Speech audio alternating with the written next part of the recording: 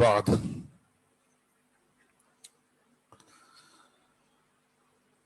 فأعوذ بالله من الشيطان الرجيم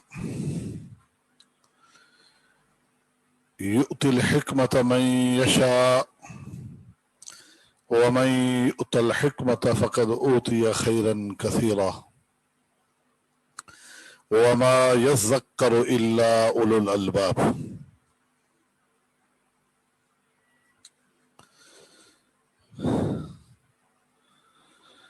عزیز طلباء اور طالبات،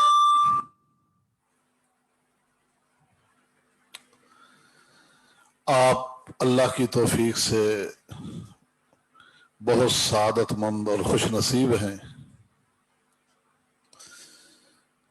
کہ اللہ تعالی نے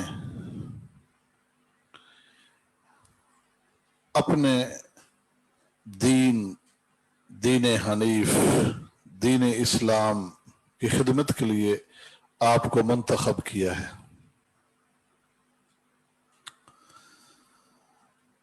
اور رسول اکرم صلی اللہ علیہ وسلم کا فرمان ہے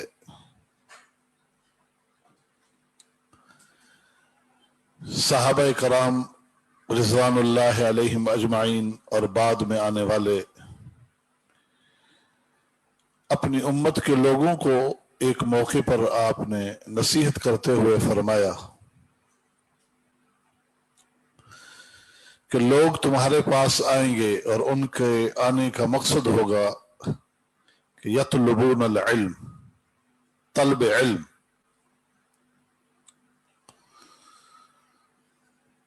فقولوا لهم مرحبا مرحبا بوصیت رسول اللہ صلی اللہ علیہ وسلم وقنوہم، انہیں خوش آمدید کہنا،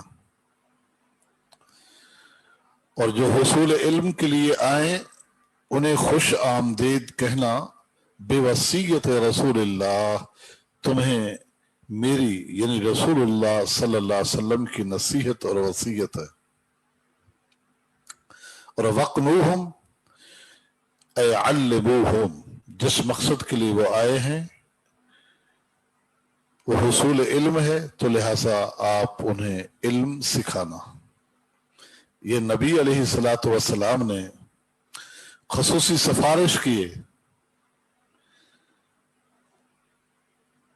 کہ جو لوگ اس دین کے حصول کے لیے اپنے گھروں سے نکل پڑتے ہیں، یہ طلباء کے لیے بہت بڑا اعزاز ہے کہ انہیں خوش آمدید اور مرحبا کہنے کی رسول اللہ صلی اللہ علیہ وسلم کی طرف سے وصیت پہنچی۔ اللہ تعالیٰ نے بھی قرآن مجید میں یہی فرمایا، یؤتی الحکمت من یشاء ومن یؤت الحکمت فقد اوتی خیرا کثیرا، رب جسے چاہتا ہے علم کی دولت عطا فرماتا ہے اسے، اور یاد رکھو وَمَن يُؤْتَ الْحِكْمَةَ فَقَدْ أُوتِيَ خَيْرًا كَثِيرًا، جسے یہ علم نصیب ہو گیا، جسے اس علم کے لیے منتخب کر لیا گیا، وہ یقین کر لے کہ اسے بہت بڑی دولت دے دی گئی ہے۔ یہ بہت بڑی دولت ہے، علم بہت بڑی دولت ہے، شریعت کا علم، یہ دین اسلام کی تعلیم، تعلم، پڑھنا، سیکھنا اور سکھانا۔ رسول اکرم صلی اللہ علیہ وسلم کی دعا بڑی معروف ہے، کس مقدس ترین جگہ پر آپ کی یہ دعا ہے، نظر اللہ عبدا سمع مقالتی فوعاها فحفظها ووعاها فأداها كما سمعها رب مبلغ اوعى من سامع۔ اے اللہ، اپنے ان بندوں کے چہروں کو تر و تازہ رکھنا جو میری بات کو سنتے ہیں، اسے یاد کر لیتے ہیں، उसे समझते हैं, दिलो दिमाग में बिठाते हैं और फिर उसी तरह जिस तरह उन्होंने मुझसे ये बात सुनी उसे दूसरों तक भी पहुंचाते हैं। इस हदीस के अंदर हमारे लिए 5 अहम तरीन सबक हैं। पहला सबक सीमा का ज़ौक़ और जज्बा है। कुरान और सुन्नत को सुनने का हमारे अंदर ज़ौक़ होना चाहिए, जज्बा होना चाहिए। सहाबा कराम रिज़वानुल्लाह अलैहिम अजमाइन किस तरह का ज़ौक़ रखते हैं, किस तरह का जज्बा रखते हैं। इमाम बुखारी रहमहुल्लाह ने सैयदना इमरान बिन हुसैन से वो रिवायत नकल की है जो फरमाते हैं कि मैं रसूल अकरम सल्लल्लाहु अलैहि वसल्लम की खिदमत में हाजिर हुआ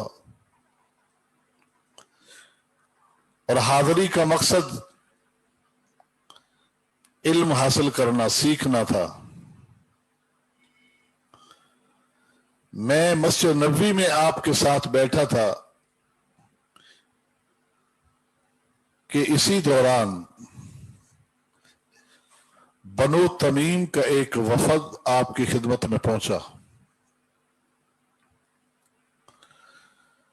नबी अलैहिस्सलातु वस्सलाम से सलाम व कलाम के बाद उन्होंने माली इतबार से मुआवनत का कोई मुतालबा रखा। नबी अलैहिस्सलाम ने उन्हें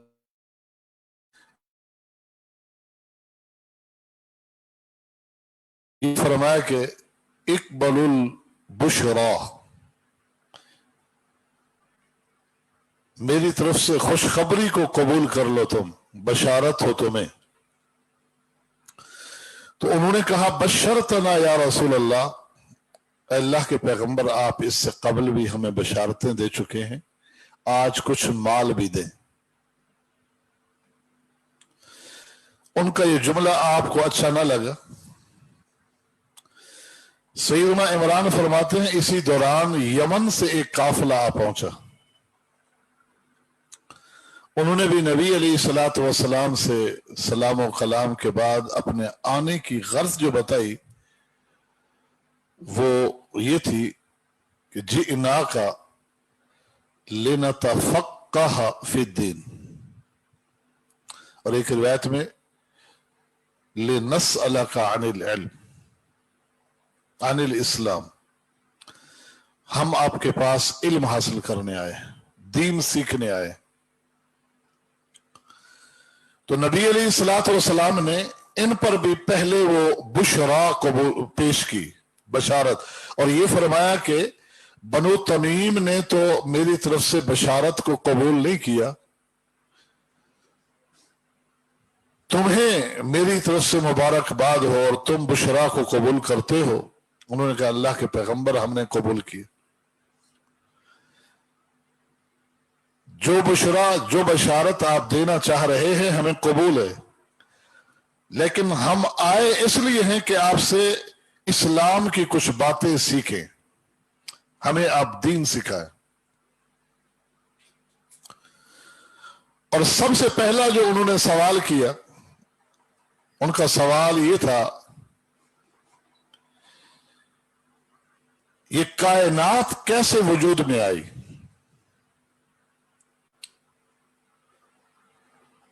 तो नबी अलैहिस्सलातु वस्सलाम ने फरमाया कि अल्लाह था और कुछ न था,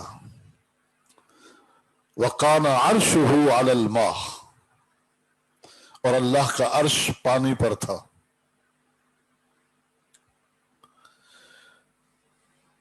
और सबसे पहले अल्लाह रब्बुल आलमीन ने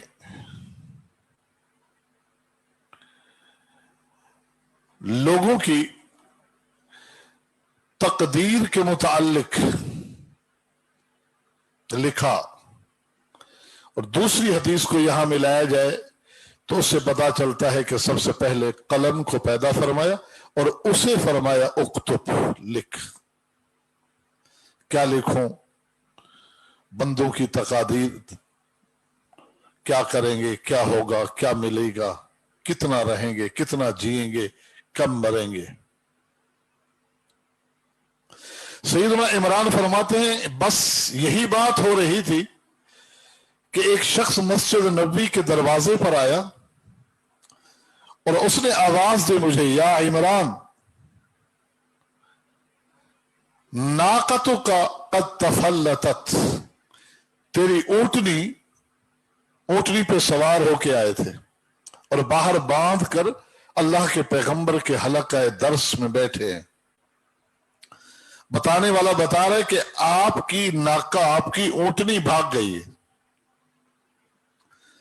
फरमाते हैं मैं जल्दी से उठा और उठकर जो देखा, मेरी ऊंटनी तो दूर जा चुकी थी। मैं उसके पीछे दौड़ा, ऊंटनी को तो मैंने पकड़ लिया। ऊंटनी लेकर जब मैं वापस आया तो ये इल्मी मजलिस जो कायम थी ये बर्खास्त हो चुकी थी, नशिस्त खत्म हो चुकी थी। अब क्या फरमाते हैं, सारी जिंदगी एक पछतावा वो लेकर गए हैं इस दुनिया से कि है काश कि मैं अपनी ऊंटनी को छोड़ देता, चली जाती, भाग जाती, जंगल में चली जाती, ना मिलती मुझे, लेकिन इस हल्का दर्स को ना छोड़ता, इसलिए कि उस दिन इल्म की जिन बातों से महरूम रह गया सो महरूम ही रहा मैं। काश की ऊंटनी चली जाती मेरी। तो मैं अर्ज कर रहा था कि सहाबा कराम के अंदर क्या जज्बा है सिमा का, सुनने का, दीन को सुनने का। सैयदना उमर बिन खत्ताब रज़ी अल्लाह तआला अन्हु का वाक़या तो बड़ा मारूफ है कि पड़ोसी अंसारी साहबी के साथ एक मुआहदा था कि एक दिन तुम अल्लाह के नबी सल्लल्लाहु अलैहि वसल्लम के साथ और मैं हुसूल माश के लिए, और एक दिन मैं अल्लाह के पैगंबर की खिदमत अक़दस में आज क्या आयत नाज़िल होती है याद कर लूंगा, आप क्या इरशाद फरमाते हैं याद कर लूंगा, बाहर से आने वाला कोई आता है सवाल करता है, आप क्या जवाब इरशाद फरमाते हैं उसे याद कर लूंगा, रात को आके तुझे सिखा दूंगा। इस तरह बारियां मुकर्रर की हुई है ताकि मुआश के मसाइल भी चलते रहें और इल्म से भी महरूमी ना हो।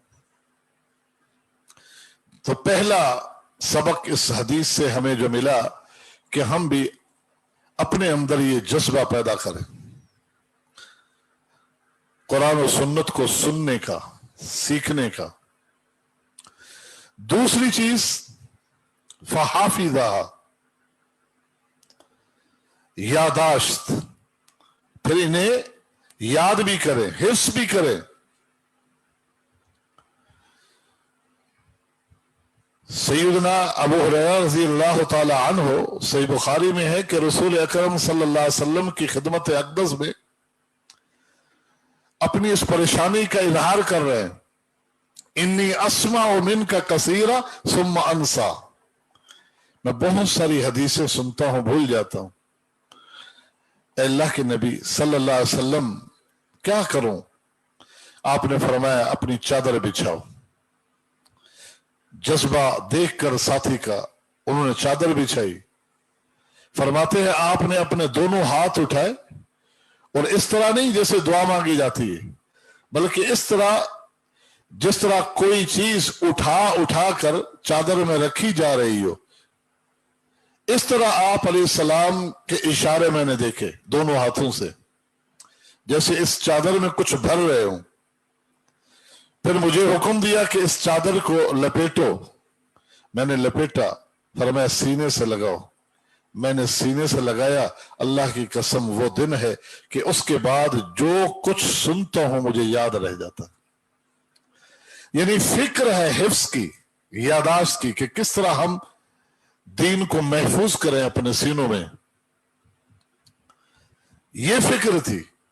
अल्लाह ने हाफजा तेज कर दिया और ये दुआओं की बदौलत ऐसा होता है کہ اللہ کے ساتھ انسان اپنے تعلق کو مضبوط کر لے، اللہ کے سامنے گڑ گڑائے، اللہ سے مانگے خوب، تو اللہ تعالی انسان کی، اپنے بندوں کی دعاؤں کو، حاجات کو پورا فرماتا ہے۔ کتنے ہی صحابہ ذکر کرتے ہیں، یہ چیز ہم نے نبی علیہ السلام سے سن کر یاد کی، خواتین نبی علیہ السلام سے سن کر یہ صورت یاد کی، دعائیں اذکار سن کر، یعنی اس انداز سے وہ سنتے کہ انہیں ساتھ ساتھ یاد بھی کرتے جاتے تھے۔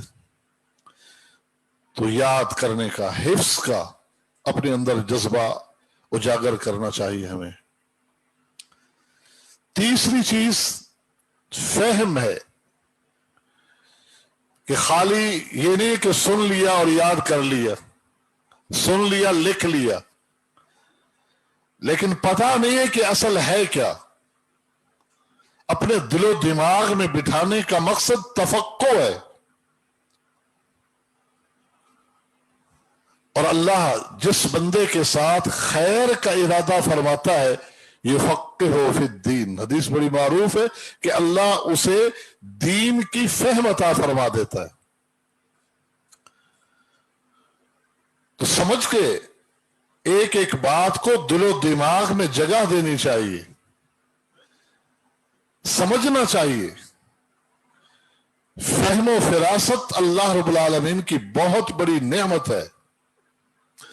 آپ علیہ الصلوۃ والسلام کا یہ جو فرمان ہے، اس کا کیا مطلب ہے؟ اس لیے بہت ساری کتابیں اہل علم نے لکھی بھی ہیں، آپ پڑھ بھی رہے ہیں، آگے بھی پڑھیں گے، جن کا موضوع فقہ الحدیث بتایا جاتا ہے۔ فقہ الحدیث، فقہ السنہ، تاکہ ہم سمجھیں، سرسری ہمارا علم نہ ہو، سطحی علم نہ ہو، بلکہ جو مقاصد ہیں اس تعلیم کے وہ ہمیں معلوم ہونے چاہیے۔ ائمہ حدیث نے، بالخصوص امام بخاری رحمہ اللہ کی فقہ جو بڑی معروف ہے، محدث بھی ہیں اور عظیم فقی بھی ہیں، وہ یہی ہے کہ ایک ایک حدیث کو دل و دماغ میں ایسے اتارا کہ اس سے کئی مسائل اخذ ہو رہے ہیں۔ جب فہم و فراست، فقہ ہوگی تو مسائل کا استدلال ہوگا، حافظے کے ساتھ یہ فہم ضروری ہے۔ کئی ابواب قائم کر رہے ہیں اور آگے حدیث وہی بیان کر رہے ہیں، اس سے مسائل اخذ کر رہے ہیں۔ یہ جبھی ہوگا جب ہم احادیث کو، آیات کو صحیح معنی سمجھیں گے کہ اس کا مطلب کیا ہے، کیا کہا جا رہا ہے، ہم سے شریعت کس چیز کا مطالبہ کر رہی ہے۔ اور چوتھے نمبر پر جو کچھ سنیں اس پر عمل کریں، عمل بالقرآن، عمل بالسنہ، عمل بالحدیث، یہ جذبہ بھی ہمارے اندر ہونا چاہیے، سننے کا اور عمل کرنے کا۔ بلکہ اصل مقصود ہی ہمارا، سب سے پہلا مقصد یہ ہونا چاہیے اس علم کو پڑھنے کا، کہ اس کو پڑھ کر، سمجھ کر، سب سے پہلے ہم نے اپنے اوپر نافذ کرنا ہے اس کو۔ صحابہ کرام جو فرما رہے ہیں تم الوحی و تم العمل، یہ کتنی بڑی بات ہے کہ ادھر اللہ کی وحی کا نزول مکمل ہوا اور اس پر عمل بھی مکمل ہو چکا ہے۔ نبی علیہ الصلوۃ والسلام کسی کو فرما رہے ہیں رک جا تو رک رہے ہیں، بیٹھ جاؤ تو بیٹھ رہے ہیں۔ اتباع کا جذبہ، اطاعت کا جذبہ جو ہے ہمارے اندر ہونا چاہیے۔ سیدنا عمر رضی اللہ تعالی عنہ کے بارے میں آتا ہے، کانا وقافا عند کتاب اللہ، بے کتاب اللہ کے ایک روایت میں الفاظ ہیں کہ اللہ کی کتاب، بس کسی بات پر اللہ کی کتاب پیش کر دی، آیت پیش کر دی، آگے چون چرا نہیں ہوتی تھی، بس دلیل آ گئی، آیت مل گئی ہے تو اس پہ عمل کرنا ہے ہم نے۔ بلکہ ایک بار بیٹے ایک سوال کر رہے ہیں عبداللہ بن عمر مسح الخفین کے حوالے سے، موضوع پر مسح کا مسئلہ پوچھ رہے ہیں باپ سے، جواب دیا کہ جی ہاں اللہ کے نبی صلی اللہ علیہ وسلم سے ثابت ہے مسح الخفین، موضوع پہ مسح کرنا۔ بیٹا کہتا ہے ابا جان میں نے سیدنا سعد بن ابی وقاص سے بھی یہ سوال کیا ہے، تو بیٹے انہوں نے کیا جواب دیا؟ کہا انہوں نے بھی یہی فرمایا ہے کہ اللہ کے نبی صلی اللہ علیہ وسلم سے ثابت ہے کہ آپ بھی مسح فرماتے تھے موضوع پر۔ بیٹے کو تنبیہ کی، کہا عبداللہ جب تجھے سعد نے اللہ کے نبی کی حدیث بتا دی تھی تو پھر مجھ سے کیوں پوچھ رہا ہے؟ جب تیرے سامنے اللہ کے نبی کی حدیث آ جائے تو اب تو عمل کرنا ہے، فلا تسأل عنہ احدا،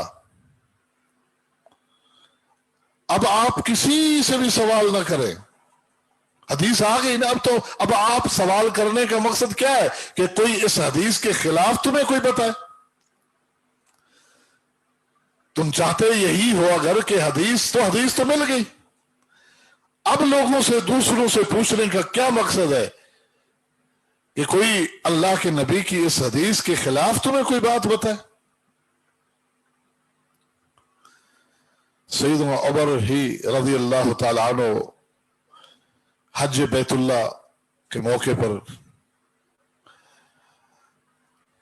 طواف کے لیے ساتھیوں کے ساتھ تشریف لے گئے۔ وہ حدیث بھی بڑی معروف ہے، حجر اسود کا بوسہ دیتے ہوئے کیا کہا؟ اے پتھر میں جانتا ہوں تو پتھر ہی ہے، نہ نفع دے سکتا ہے نہ نقصان، اللہ کے نبی کو نہ دیکھا ہوتا کہ آپ کو بوسہ دیتے تھے تو ما قبلتو کا، میں بھی تجھے بوسہ نہ دیتا۔ پھر آگے شروع میں طواف کے 3 چکروں میں رمل ہے، دل کی چال پنجے پر مردوں کے لیے۔ ساتھیوں کے ذہنوں کو کس طرح صاف کر رہے ہیں کہ ساتھیوں جب ہم 7 ہجری میں نبی علیہ السلام کے ساتھ عمرے کے لیے آئے تھے تو مروہ پہاڑی پر مشرکین مکہ جمع تھے، اور یہاں یہ بات پھیل چکی تھی کہ یثرب کے بخار نے مسلمانوں کو کمزور کر دیا ہے، تھکا دیا ہے۔ وہ دیکھنے کے لیے جمع تھے کہ مسلمانوں کو دیکھیں کیا حالت ہے ان کی، کس طرح طواف کرتے ہیں۔ بذریعہ وحی اللہ نے اپنے پیغمبر کو مطلع فرمایا تو اللہ کے نبی صلی اللہ علیہ وسلم نے حکم دیا استوا کا بھی، دائیں کندھے ننگے کر لو، اور شروع کے 3 چکر جو ہے وہ اچھل اچھل کے پہلوانوں کی طرح چلو۔ تو اس طرح صحابہ کرام ایک چکر میں بھی، اور شروع والے سال اللہ کے نبی صلی اللہ علیہ وسلم نے یہ بھی اجازت دی تھی کہ یہ حجر اسود ہے تو یوں گھومتے ہوئے جب یہاں رکن یمانی پہ آئے، اب مروہ پہاڑی چھپ گئی، اب وہ نہیں دیکھ رہے، اب اگر تھکے ہوئے ہیں تو رکن یمانی سے حجر اسود تک سانس لے لیں، ایسا چل لیں، وہ نہیں دیکھ رہے۔ یہاں پہنچیں گے پھر سامنے آ جائیں گے، پھر وہی انداز ہونا چاہیے۔ لیکن آخری سال آپ صلی اللہ علیہ وسلم سے جو ثابت ہے رمل، وہ یہی ہے من الحجر الی الحجر، پورے چکر کے اندر ہی رمل ہے۔ شروع میں آپ نے یہ رخصت دی تھی، اب ایک چکر دوسرا چکر آپس میں ایک دوسرے کا منہ تک رہے مشرکین کہ ہم نے تو کچھ اور سنا تھا، ان کی حالت دیکھو، یہ تو چلا نہیں جا رہا، ان سے اچھل رہے ہیں، مارے طاقت کے گھمنڈ کے، ایک ایک کر کے اٹھنا شروع ہو گئے۔ تیسرے چکر تک سب جا چکے تھے، اب اللہ کے نبی نے فرمایا کہ اب بقیہ چکر جو ہے آہستہ آہستہ عام روٹین میں چل کر پورے کرو۔ تو سیدنا عمر نے یہ واقعہ بیان کر کے فرمایا لوگو آج مکہ کو اللہ رب العالمین نے مشرکین سے پاک کر دیا ہے، تو آج میں رمل کیوں کروں؟ آج تو اللہ رب العالمین نے یہاں کوئی مشرک نہیں رکھا، مکہ کو پاک کر دیا مشرکین سے، تو آج رمل کروں تو کس کو دکھاؤں؟ یہ بات کہہ کر فرمایا لیکن میرے نبی نے کیا تھا میں کروں گا، میرے نبی نے کیا، حجت الوداع کے موقع پر بھی کیا، اس وقت بھی تو کوئی دشمن نہیں تھا، لہذا میں کروں گا، اور عمل شروع کر دی۔ یہ ہے عمل کہ میرے نبی نے کیا ہے لہذا میں کروں گا، بھلے وہ علتیں نظر نہیں آ رہی۔ آج کل یہ ہوتا نا وجہ کیا ہے، ایسا کیوں کرے، علل پوچھے جاتے ہیں، اسباب پوچھے جاتے ہیں، عقلی طور پر مطمئن کریں گے تو ٹھیک، نہیں تو نہیں۔ آج یہاں کون سی عقلی دلیل باقی ہے؟ عقل کیا کہتی ہے کہ اب ختم سلسلہ؟ لیکن سیدنا عمر بن خطاب رضی اللہ عنہ نے رہتی دنیا تک کے مسلمانوں کو پیغام دے دیا کہ ہم پابند ہیں محمد الرسول اللہ کی شریعت پر عمل کرنے۔ تو عمل کا جذبہ بیدار کرنا چاہیے اپنے اندر۔ اور پانچویں اور آخری نصیحت اس حدیث سے جو ہمیں مل رہی ہے وہ یہ ہے کہ دین سیکھیں اور اس میں پختگی حاصل کریں، عمل کریں، اور اس کے بعد ہماری یہ ذمہ داری ہے کہ ہم اس دین کو آگے پہنچائیں۔ یہ ذمہ داری میرے اور آپ پر کس نے لگائی؟ اللہ کی طرف سے عائد ہے، کنتم خیر امت اخرجت للناس، تمہیں اس لیے پیدا نہیں کیا گیا کہ تم کھاؤ پیو مزے اڑاؤ مال و دولت کے انبار جمع کرو، یہ ساری چیزیں تو ضروریات زندگی جہاں تک ہے، لیکن تمہیں پیدا کیا گیا ہے اخرجت للناس اے لاصلاح الناس، لوگوں کی اصلاح کے لیے۔ اور اس کی وضاحت اور باقاعدہ ڈیوٹی اور ذمہ داری کی شکل میں حجت الوداع کے موقع پر نبی علیہ السلام نے مینا کے میدان میں ایک تاریخی خطبہ ارشاد فرماتے ہوئے یہ فرما دیا تھا۔ پہلے پوچھا حل بلغتکم، بعض روایات میں حل بلغت، لوگوں سے پوچھا کیا میں نے اللہ کا دین تم تک پہنچا دیا؟ لوگوں نے بیک زبان کہا جی ہاں آپ نے اللہ کا دین ہم تک پہنچا دیا۔ جب سب اقرار کرنے لگے، شہادت والی انگلی آسمان کی طرف اٹھائی اور فرمایا اللہم شہد، اللہم شہد، اے اللہ گواہ ہو جا، اے اللہ گواہ ہو جا، میں تیرا دین ان تک پہنچا چکا۔ یہ خود اقرار کر رہے ہیں۔ اس کے بعد کیا فرمایا؟ فَلْيُبَلِّغِ الشَّاهِدُ الْغَائِبُ، میری ڈیوٹی ختم، اب تمہاری ڈیوٹی ہے کہ جنہوں نے سیکھ لیا وہ ان کو سکھائے اور دین وہاں تک پہنچائیں جنہوں نے نہیں سیکھا۔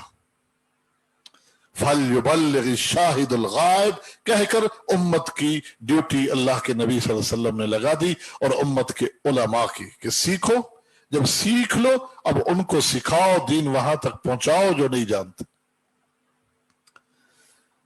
ہمارے اسلاف نے اپنی اس ذمہ داری کو سمجھا، صحیح معنی سمجھا۔ اس کا بین ثبوت یہ ہے کہ کتنے فتن آئے اس سے پہلے اور کس قسم کی یلغاریں ہوئیں، ان سارے فتنوں اور فتنوں کی یلغاروں کی باوجود حکومتی سطحوں پر اس دین اسلام کو مسخ کرنے کی، مٹانے کی کوششیں کی گئی، لیکن انہوں نے اپنی اس ذمہ داری کو ذمہ داری سمجھتے ہوئے وہ کام کیا کہ جس کا نتیجہ ہے آج اللہ کے پیغمبر کا پہنچایا ہوا وہ سچا دین من و عن ہمارے پاس موجود ہے۔ یہ ان کی کاوشیں، اللہ ان سب سے راضی ہو، یہ ان کی کوششیں، انہوں نے اپنی زندگیاں بسر کر دی اس حوالے سے، کیونکہ اپنی ڈیوٹی کو ڈیوٹی سمجھا۔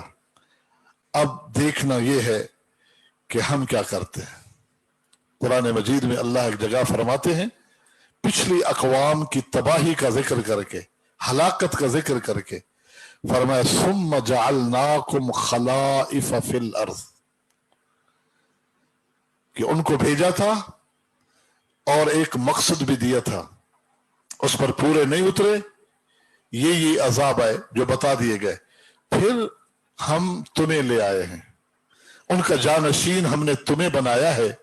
क्यों? लिनंज़ुरा कैफ़ तामलून, अब देखें कि तुम क्या करते हो। पैगाम पहले पहुंचा दिया उनके वाकयात बताकर कि उन्होंने अपने मकसद हयात को नहीं समझा, तो ये अजाब आया, तबाही आई, हलाकतें आई। अब तुम्हें लाए हैं उनके बाद, तो पैगाम पहुंच चुका है कि अगर तुम्हारा रवैया भी वही, तो तुम भी अल्लाह की पकड़ और अजाब से नहीं बच सकोगे। लिनंज़ुरा कैफ़ तामलून। तो बहरहाल ये अल्लाह ताला ने हमें मुंतखब किया है, चुना है अपने दीन के लिए, तो हम अल्लाह का जिस कदर शुक्र अदा करें वो कम है। इसके साथ साथ अपनी आगे वाली जिम्मेवारियों का भी हम एहसास करें। अल्लाह ताला हमारा हामी और नासिर हो। अल्लाह से खूब दुआएं करनी चाहिए कि अल्लाह ताला हमें इस बाब में, इस मैदान में जिसमें हम आए हैं, अल्लाह कामयाबी अता फरमा। हम दुनियावी हवाले से कोई छोटा सा काम भी कर रहे होते हैं, कितनी दुआएं करते हैं, कितनी दुआएं करते हैं, लेकिन इस दीन, इस इल्म में कामयाबी की कितनी दुआ करते हैं हम अपने लिए। ये हम में से हर एक ने अपना मुहासबा करना है। हमें दुआएं करवाने का शौक है, मिलेंगे बुजुर्गों से, बड़ों से, अच्छी बात है, उलमा से दुआएं करवाएं, दुआ की दरखास्तें करेंगे, मैं वो नहीं कह रहा, वो अच्छी बात है, होनी चाहिए, लेकिन उससे पहले अपने लिए दुआ करनी है। और वो हम में से हर एक फर्द ने मुहासबा करना है कि हम 24 घंटों में क्या 5 मिनट भी इस दुआ के लिए वक्फ किए हुए हैं कि अल्लाह इस इल्म में हमें कामयाबी अता फरमा, कि एक बहुत बड़ी जिम्मेवारी का बेड़ा उठाया हमने, आए हैं मैदान में, तो अल्लाह हम सबको कामयाब और कामरान फरमा। अल्लाह ताला हम सब का हामी और नासिर हो। व आखिर दावाना अनिल हम्दुलिल्लाहि रब्बिल आलमीन।